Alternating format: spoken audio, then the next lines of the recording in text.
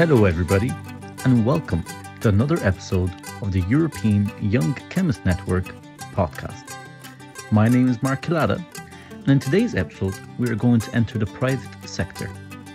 We aim to give you an overview of the main differences between academia and industry and provide you with helpful tips for your transition. For this, Katarina Josifovska will interview our guest, Dr. David Giltner.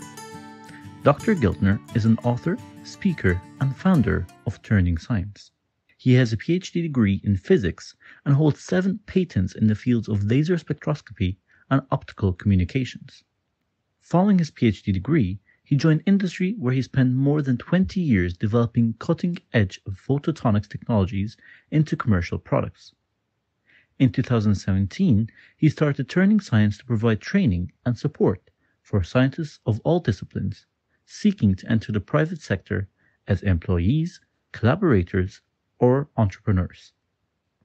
Dr. Giltner is the author of the books titled Turning Science into Things People Need, as well as It's a Game, Not a Formula. He's also an internationally recognized speaker and mentor on the topics of technology commercialization, product development, and career design.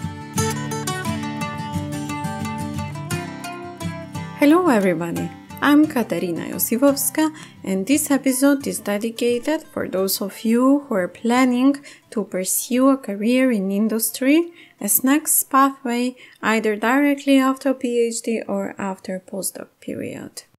For that, we invited Dr. David Giltner. Dave, welcome. Thank you. Thank you for having me, Katarina.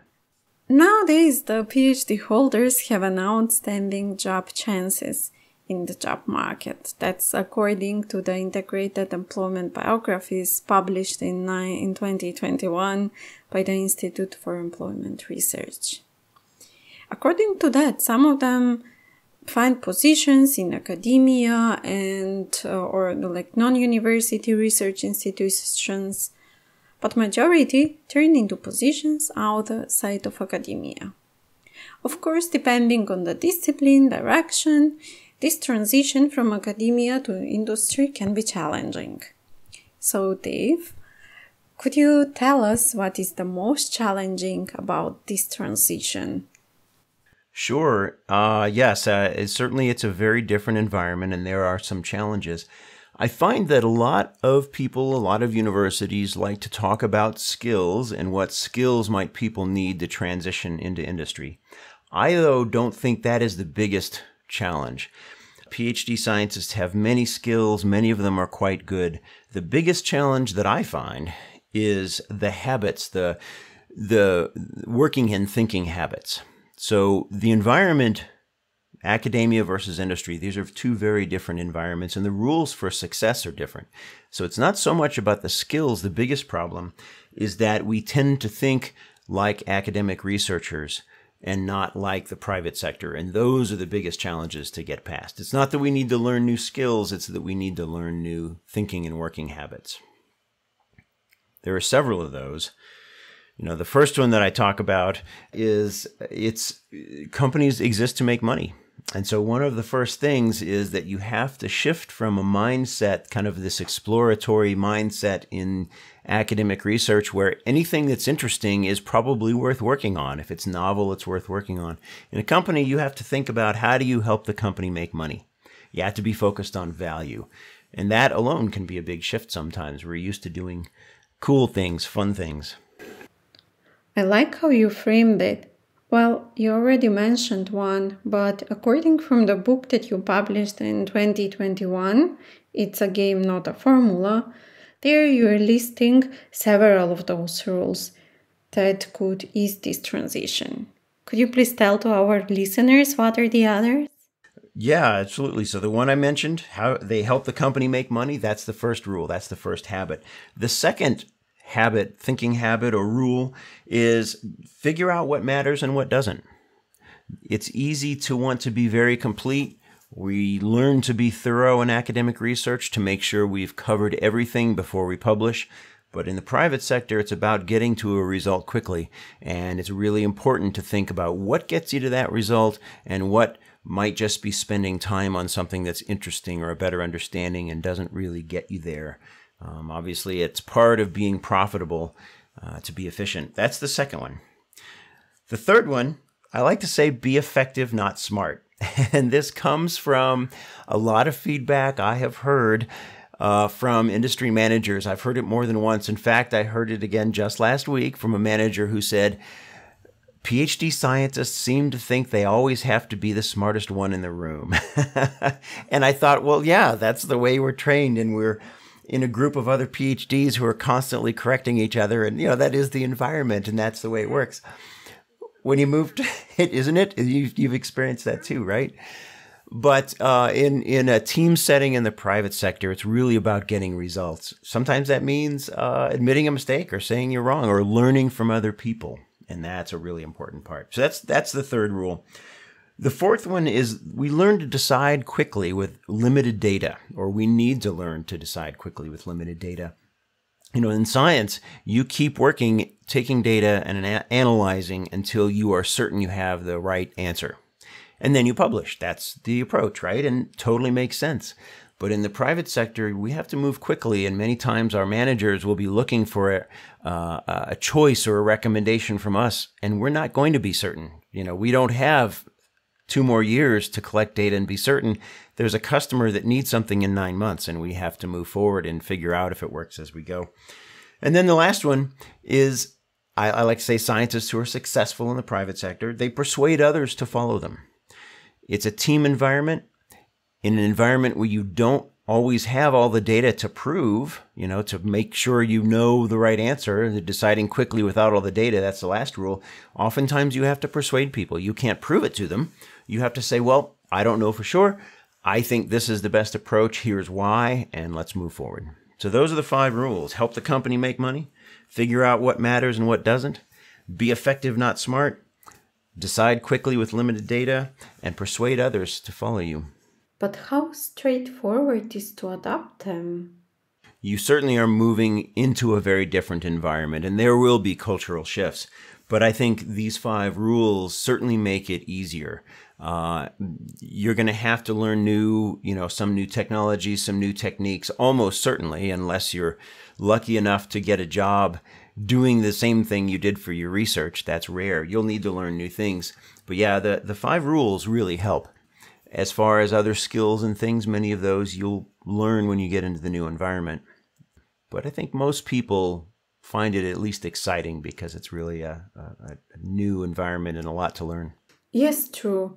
Speaking of new environment, before moderating this episode, we asked our community for questions that should be answered, and there was one that was according flexibility in industry. So I quote, "What about flexibility? Some young scientists are afraid of switching their career.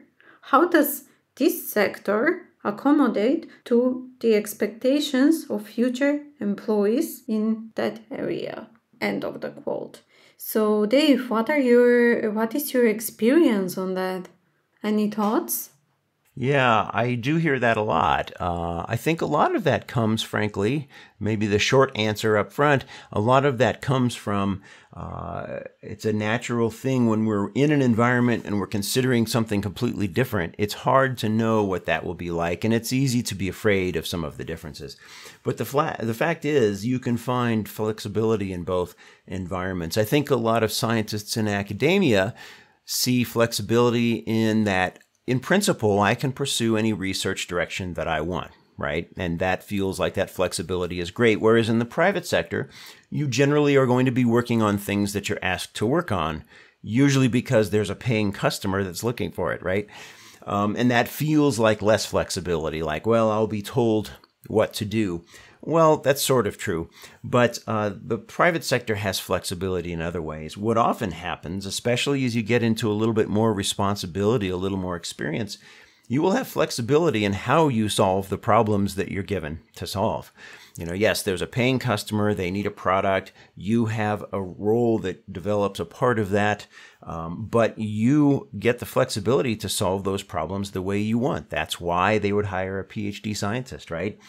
Right. And another element of flexibility I think people don't think about that I find valuable if you think about an academic researcher, they see flexibility in maybe taking their research in any direction they want, but of course they are always constrained by what will get funding.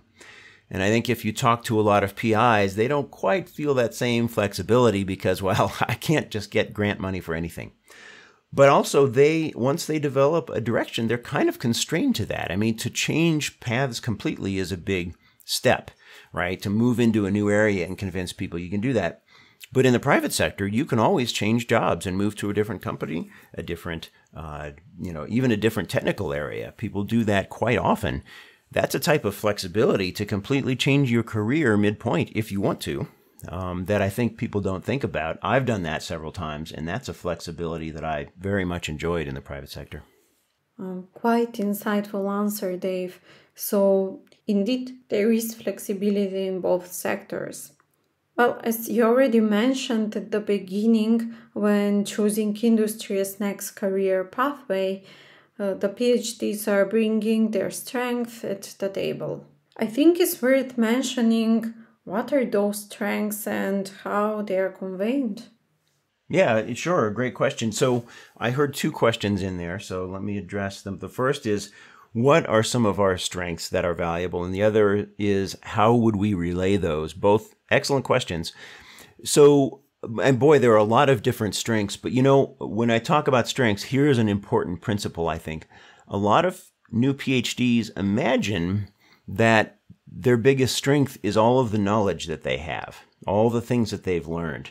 And when they start looking in the private sector, many times they get very worried and they think, well, wait a minute, the knowledge I have is on some very niche, specialized project. One way to put it is I spent 4 years studying something that 20 people in the world really care a lot about, right? And that can start to scare them like, is this my biggest strength? And only a few people care. Well, your biggest strengths are not that knowledge. Think about how you got to that point. That is what your most valuable strengths are. I like to say, think of your PhD this way. Instead of saying, I spent 4 years researching some, detailed aspect of my discipline, instead think, I was given a problem to solve no one else had ever solved, and I really didn't know much about it. So I had to plan, how am I going to do this over 3 years or 4 years? And set out a plan. Along the way, things didn't always work out the way I expected, and I had to solve those problems. I had to be creative. I had to sometimes work with other people, and at the end, I demonstrated something nobody had done before, and I did that independently. Wow, that right there is a description of many, many things that you have done. Now, and I didn't even mention the discipline. So, of course, everyone has their own stories around what they did, and that brings me to the second question. How do you convey all of that? I think stories are an excellent way to do it. I like to talk about telling better stories with the same facts, because as scientists, it's so easy for us to just start listing facts. Many people, when asked what they do, they'll start with their degree and the discipline, and then maybe the project they worked on. And in doing that, all they're really demonstrating is knowledge, right? They're not really saying what they've done. But if they think about the way I described the project and the problems they solved and all that, if PhDs instead think through the stories they have and what stories can they tell, bring it to life. Say, I ran into this problem one time.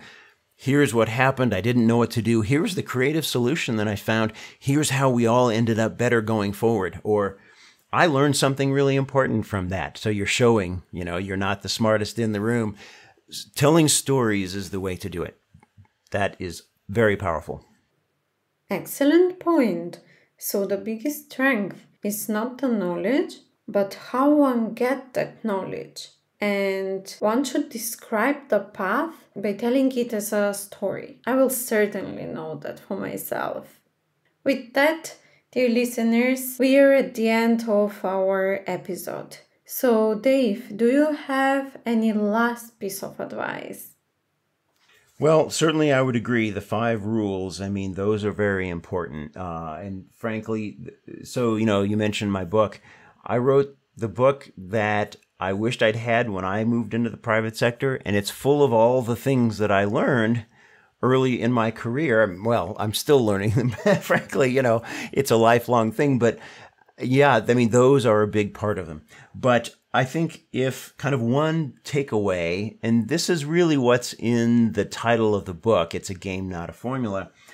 Don't look for the right way, right? We are so used to thinking about imagining there is a single best right way or a single right way. Look for a way that works for you. I say it's a game because there are actually many ways to be successful.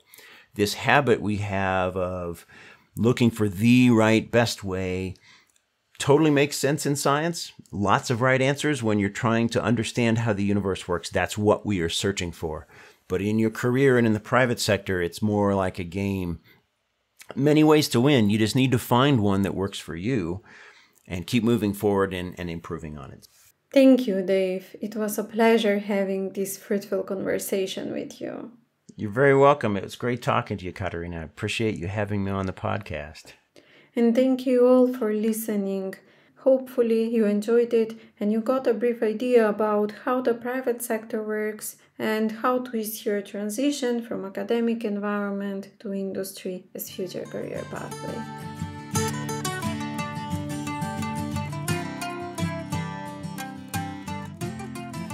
Hello everybody, it's Mark Kilada here again. We hope you enjoyed our podcast and stay tuned for our next edition.